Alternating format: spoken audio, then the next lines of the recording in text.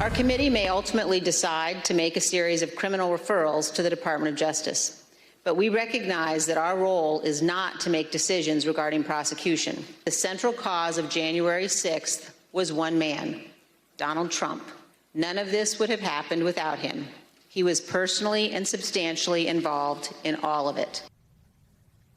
Committee Vice Chair Liz Cheney saying the central cause of January 6th was Trump. And he was involved in all of it. So not like he just lit the match, but he was really assembling the whole thing. The committee had more evidence today as it wrapped up on the intent, on the state of mind of then President Trump before the insurrection. And they kept pressing on this, including what his own top aides had already told him, what he was on notice about, the reason why this is not just some giant, bizarre, violent misunderstanding. It was not a misunderstanding at all, according to Trump's own aides.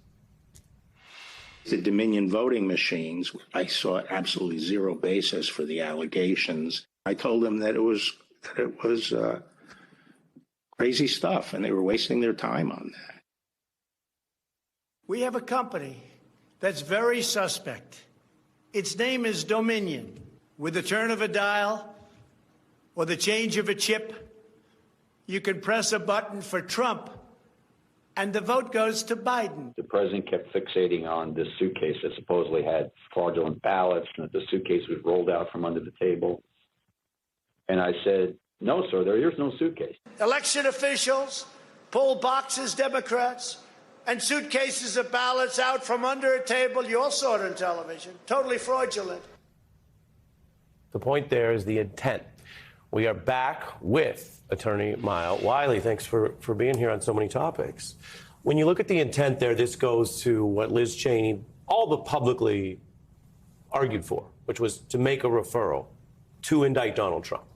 Today, they landed on subpoena, which we discussed, not referral. But then they seem to also make the case for one of the key elements in there, which is the criminal intent of the former president. What do you think about the strength of that case on intent?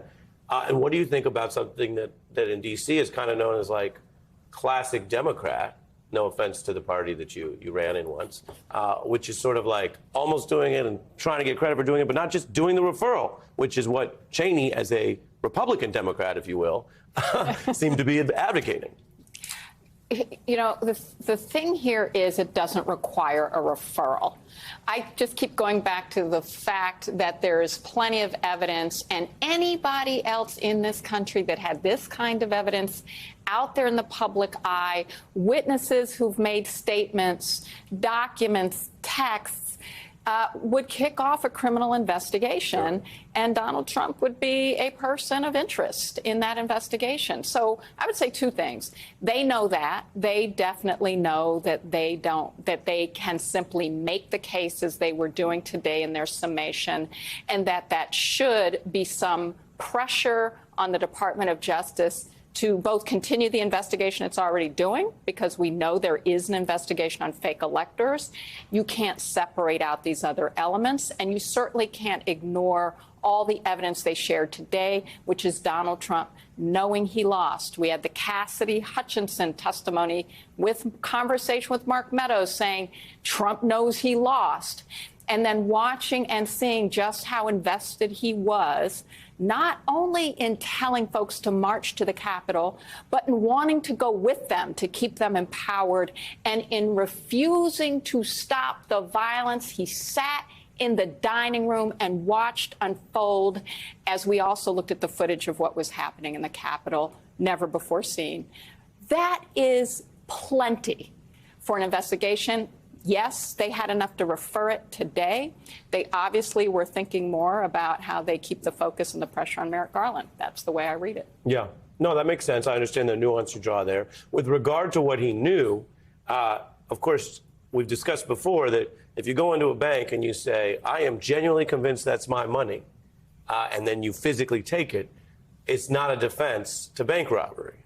So how bananas Donald Trump's true state of mind is actually not a defense. Even if some people believe, hey, I think it was super bananas, I think it was full Chiquita, doesn't mean you get away with it. Having said that, they did take precious time today to show that it was actually even stronger than that, that he knew and confided to other people, I lost, let's hide it, I don't want to get caught losing. So they argue that makes it legally worse. I want to get your analysis of that point and the evidence as we take a look at here, both General Miley and a Republican official. Let's take a look.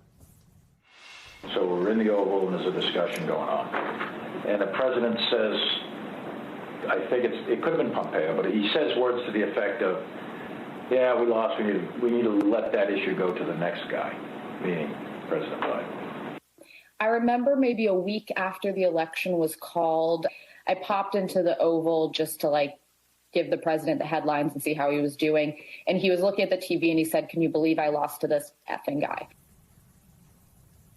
Well, if you know you lost, and then you go tell everyone it was stolen from you, and then you go tell them to march to the Capitol, and then you don't stop them when they start defecating in the Capitol, when you know they have weapons, your Secret Service knew even a week before that it was a dangerous situation, when you tweet out your threat around your own vice president for not doing your bidding, I think what we say is there's a lot of evidence of intent, at least to ensure that there's a full and thorough criminal investigation and equal justice under the law. And I am quoting the Nixon prosecutorial team here after his resignation.